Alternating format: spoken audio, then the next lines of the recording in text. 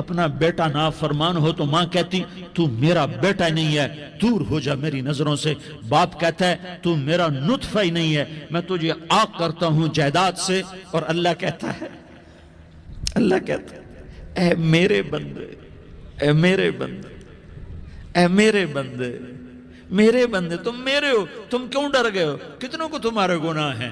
زمین بھر دی ہے، زمین بھر دی ہے، آسمان بھر دیا ہے، آسمان تک تیرے گناہ چلے گئے ہیں۔ اور نہیں تھوڑے سے تو تیرے گناہ ہیں۔ لا تقنطوا من رحمت اللہ ان اللہ یغفر الذنوب جميعا، میری رحمت سے مایوس نہ ہو، تم توبہ کرو، میں تمہارے سارے گناہ معاف کروں گا۔ تم توبہ کرنے والے بنو، میں تمہارے سارے معاف کروں گا۔ یا عبادی الذین اسرفوا علی انفسہم، اے میرے نافرمان بندو، آ جاؤ مجھے منا لو، مجھے راضی کر لو۔ من تقرب الی تلقیتہ من بعید، تم مجھے راضی کرنے آؤ، میں آگے بڑھ کے تمہارا استقبال کروں گا۔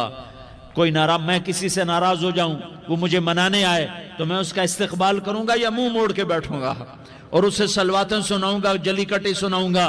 میرا رب کہتا ہے لیاری کا جو مجھے راضی کرنے آتا ہے، میں آگے بڑھ کے اس کا استقبال کرتا ہوں۔ میں کہتا ہوں آجا میرا بندہ، میں تو کب سے تیرے انتظار میں تھا کہ کب توبہ کرے گا اور میں معاف کروں گا، کب توبہ کرے گا اور میں معاف کروں گا۔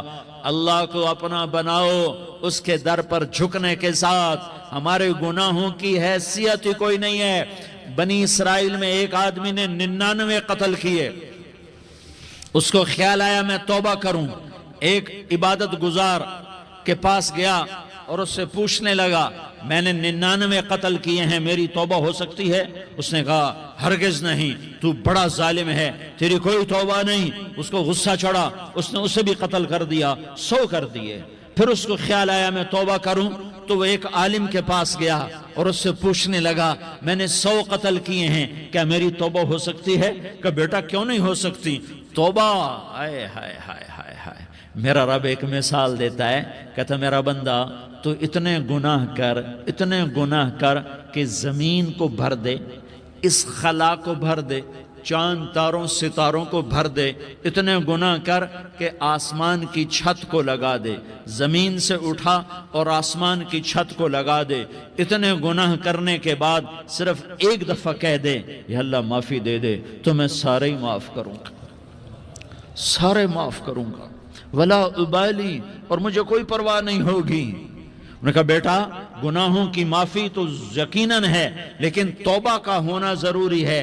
تیری توبہ پکی ہونے کے لیے یہ ماحول چھوڑنا ضروری ہے۔ تو یہ بستی چھوڑ کے اس بستی میں چلا جا، وہاں نیک لوگ رہتے ہیں، ان کی صحبت میں تو رہے گا تو تیری توبہ پکی ہو جائے گی۔ اس نے کہا میری معافی ہو جائے، میری معافی ہو جائے، میں ہر کام کرنے کو تیار ہوں۔ بوریا بستر اٹھایا، جو تبلیغ والے کہتے ہیں گھر چھوڑو، لیاری چھوڑو، بستر اٹھاؤ اور چلے کے لیے نکلو، 4 مہینے کے لیے نکلو کہ اپنی توبہ کو پکا کرو، ورنہ ماحول کی گندگی پھر آدمی کو گرا دیتی ہے، پھر گرا دیتی ہے، پھر گرا دیتی ہے۔ وہ نکلا، راستے میں موت آئی۔ جب موت نے جھٹکا دیا تو اس نے چھلانگ لگائی اس نیک لوگوں کی بس کی طرف، وہ ایسے گرا، اس کے ہاتھ اس کے آگے اور پورا جسم ایسے آگے پھیلا ہوا۔ اللہ تعالیٰ نے لیاری والوں کو قصہ سنانا تھا تو دونوں فرشتے بھیج دیے، جنت کا بھی آ گیا، جہنم کا بھی آ گیا۔ جہنم والے کہنے لگے مجرم ہے، ہتھ کڑی لگاؤ۔ جنت والے کہنے لگے مہمان ہے، سہرے پہناؤ۔ جہنم والے کہنے لگے توبہ ادھوری ہے، ابھی توبہ پکی نہیں ہے، ابھی نیک لوگوں کے شہر کو پہنچا ہی نہیں ہے کہ موت آ گئی۔ اور جنت کے کہنے لگے نہیں نہیں نہیں، توبہ ارادے سے ہو جاتی ہے، ارادہ کر لیا توبہ ہو گئی، ہمارا مہمان ہے۔ اللہ نے تیسرا فرشتہ بھیجا، جاؤ فیصلہ کرو۔ کیا فیصلہ کرو؟ وہ یہاں مرا پڑا ہے، یہ اس کی بستی ہے، یہ نیک لوگوں کی بستی ہے، وہ یہاں مرا پڑا تھا۔ اللہ تعالیٰ نے کہا فیصلہ کیا کرتا ہوں کہ یہ فاصلہ ناپو، اگر گھر کے قریب ہے تو دوزخ والے لے جاؤ، اگر نیک لوگوں کی بستی کے قریب ہے تو جنت والے لے جاؤ، یہ میرا فیصلہ ہے۔ ہائے ہائے واہ میرا رب، میں تیرے قربان، ہوا کیا تھا، وہ گھر کے قریب تھا اور نیک لوگوں کی بستی سے دور تھا۔ جب ناپنے لگے تو اللہ تعالیٰ نے ادھر والی زمین سے کہا جو نیک لوگوں کی بستی کی طرف سے تھی، اللہ تعالیٰ نے اس زمین سے کہا سکڑ جا، اور جو گھر والی زمین تھی اس کو کہا پھیل جا۔ ادھر کی زمین کو پھیلا دیا اور ادھر کی زمین کو سکیڑ دیا۔ جب ناپا گیا تو وہ نیک لوگوں کی بستی کے قریب ہوا۔ اللہ نے کہا لے جاؤ جنت میں، ہم نے معاف کر دیا۔